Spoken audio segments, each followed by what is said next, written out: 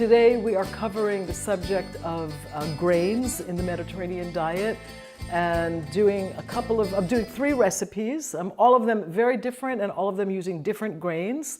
Bulgur wheat is the first recipe, and I'm making kind of an interesting, could be a warm salad, could be a pilaf, could be kind of anything you want it to be. Very easy, very flavorful dish. We're also doing a rice dish, and rice is a very important grain in the Mediterranean in all sorts of different dishes. It's a very, it's kind of won the hearts of people around the Mediterranean for a long time. And the third dish is a very, very easy salad. And I'll be using something that you may or may not be familiar with, which is what we call in Greek paksimadi.